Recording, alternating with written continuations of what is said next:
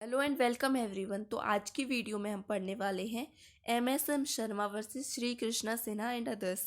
इस केस को हम सर्च लाइट केस के नाम से भी जानते हैं।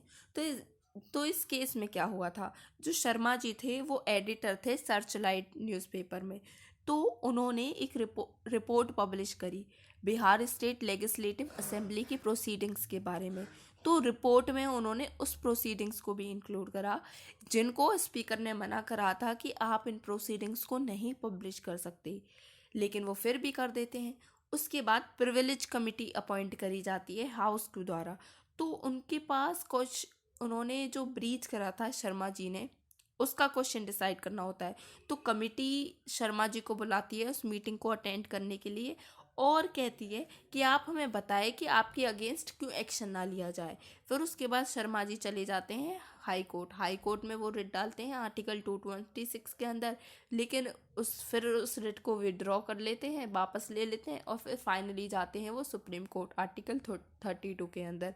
फिर उसके बाद शर्मा जी क्या कंटेंशन लेते हैं, वो कहते हैं कि उनका राइट है, freedom of speech and expression है, कि वो जो चाहें वो न्यूज़पेपर में लिख सकते हैं, जो कि फ्रीडम ऑफ प्रेस को भी इंक्लूड करता है, जो उन्हें article 19 clause 1 sub clause A देता है।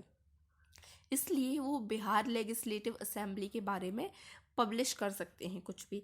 फिर उसके अपोजिट पार्टी जो है वो कहती है कि उन्होंने उस पोर्शन की, उस प्रोसीडिंग को भी पब्लिश करा है जिनको उनसे मना करा गया था कि ना करें। इसलिए उनको जो राइट है प्रेस को, वही राइट, प्रेस को कुछ भी पब्लिश करने का राइट नहीं है। वो बिना हाउस की अथॉरिटी के अगर पब्लिश करते हैं प्रोसीडिंग्स को, हाउस के प्रोसीडिंग्स को, तो उनको उसको ब्रीच ऑफ प्रिविलेज माना जाएगा। इसलिए हाउस के पास राइट है कि वो शर्मा जी के खिलाफ कोई भी एक्शन ले सकते हैं इन प्रोसीडिंग्स को लेकर।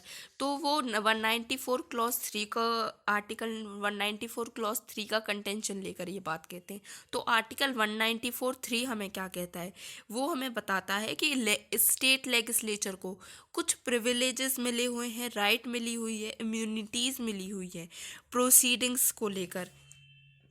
तो इसलिए कोर्ट के पास आता है क्वेश्चन डिसाइड करने को कि फ्रीडम ऑफ प्रेस जो फंडामेंटल राइट है, वो प्रिविलेजेस जो लेजिस्लेचर को मिले हैं उससे ऊपर है या फिर प्रिविलेजेस ऊपर हैं, यानी फंडामेंटल राइट प्रिवेल करेंगे प्रिविलेजेस के ऊपर या प्रिविलेजेस प्रिवेल करेंगी ओवर द फंडामेंटल राइट्स। तो सुप्रीम कोर्ट के पास जाता है ये केस। तो सुप्रीम कोर्ट कहती है कि article 19 clause 1 sub clause A जो है वो जनरल बात करता है, general freedom of speech and expression देता है। और 194 जो है वो स्पेशल है, वो प्रिविलेजेस दे रहा है पर्टिकुलर लेजिस्लेचर को।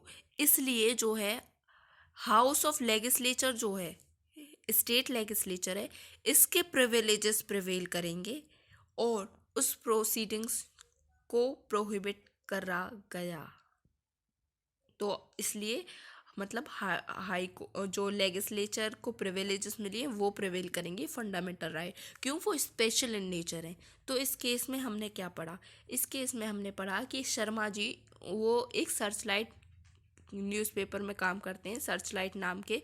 तो वो उन प्रोसीडिंग्स को पब्लिश कर देते हैं जो हाउस की प्रोसीडिंग्स को, जिनको पब्लिश करने के लिए स्पीकर ने मना करा गया था। तो वो दोनों अपना अपना कंटेंशन लेकर आते हैं।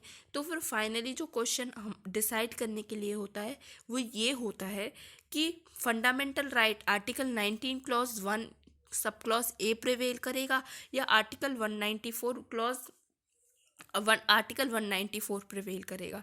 तो फाइनली ये बात निकल के आती है कि जो article 19 clause 1 sub clause A है वो जनरली बात करता है, आपको generally freedom of speech and expression देता है।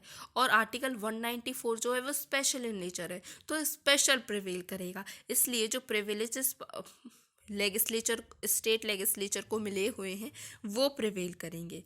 तो आर्टिकल 194 में प्रिविलेजेस और पावर स्टेट लेजिस्लेचर को दी हैं और इसके साथ साथ पार्लियामेंट की प्रिविलेजेस आर्टिकल 105 में दी गई हैं। तो थैंक यू। नेक्स्ट वीडियो में मिलते हैं नेक्स्ट केस के साथ।